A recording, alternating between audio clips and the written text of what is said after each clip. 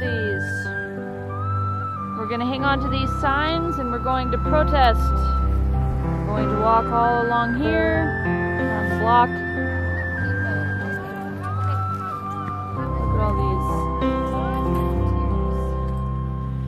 I have felt the wind upon my face on this Atlantic shore, and in the west I've stood and watched the noble eagle soar, and I have seen the fields of gold and green and yellow too, and known the majesty of mountains touching skies of blue, and my heart's overwhelmed for this nation that I love. This is my song for Canada, a song for unity and a song for freedom. Oh Lord our God, may your healing come, and may the walls that divide us no longer stand. Oh Lord, our God, heal our land.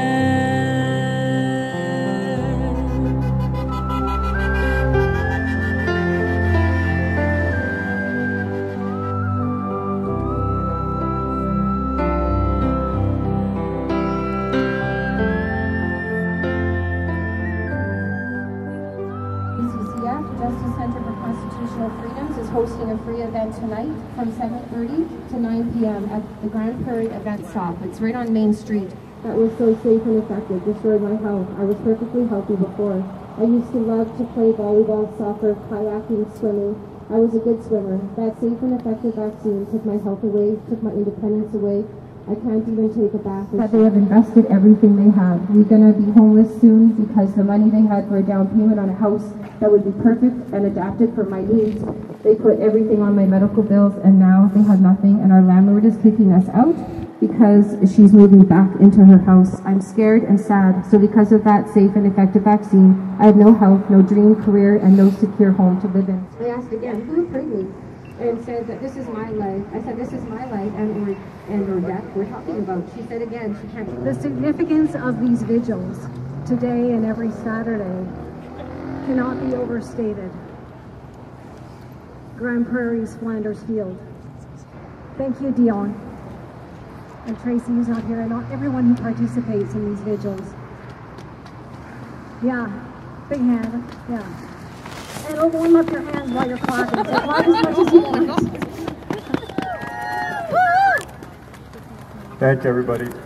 This is encouragement. This is what I get to see all across Alberta. And this is powerful. This is the hope. The hope is in the people. The hope is not, I'll be honest with you, like in the politics and that's a vehicle to get something done, but this is the power. And people are beginning to understand their power when it comes to standing together. When good people do good things for their friends and neighbors, even the ones that they don't know, that they care about their friends and neighbors, that's the power. I want to give a huge thank you to somebody here today that inspired me to get behind these 4 Alberta political prisoners. You know, we get busy doing our own things and working on our own stuff, and we forget why we're doing that. Guilty. One day I was watching a live of Margaret Mackay, my friend, my dear friend that I met at the first Edmonton rally I went to. And she didn't know these people. Everybody thinks that they're relatives of her, and they're not. So Chris Lysak, Jerry Moran, Tony Olenek and Chris Carver. They are our brothers, and they've been in prison for a year now. No due process, innocent until proven guilty, right? That's what the land we used to live in. So that's the hope that comes in when good people stand up for others. Dr. William Mackes, Dr. Paul Alexander, Dr. Roger Hodgkinson. We are going to have an event on March 24th in Medicine Hat, Alberta. Dr. Paul Alexander wants to come to Alberta. He's wanted to come here for a while. And, yeah. Awesome. So he's coming. And I'm telling you what, he's proud of all of you. He saw what we did here in Alberta. He saw the pushback from the people. And that he's inspired by you also. And that's what it's all about. So March 24th. And then we're going to do a convoy back to Coots. And the purpose of that convoy, the March 24th event, is to finish the COVID conversation. On November 10th, 2021, I put a meeting together. Through my good friend, Dr. Hodgkinson, we had brought in Dr. Robert Malone, Dr. Paul Alexander, Dr. Roger Hodgkinson also participated, and Dr. Peter McCullough couldn't make it, but he's another individual. Dr. Peter McCullough from Texas has been doing an amazing thing and pushing back. As everybody knows, I'm Margaret, better known as Granny Mackay. I speak up for the four men. I would like you to just look around. I want you to look at each other. Just look at each other. Look side to side and decide which four of you are going to disappear in about midnight tonight. Because that's who these four men were. They're exactly like you, and I'm proud to call them my friends now. I'm proud to call their family my friends. These men have been in jail for a solid year.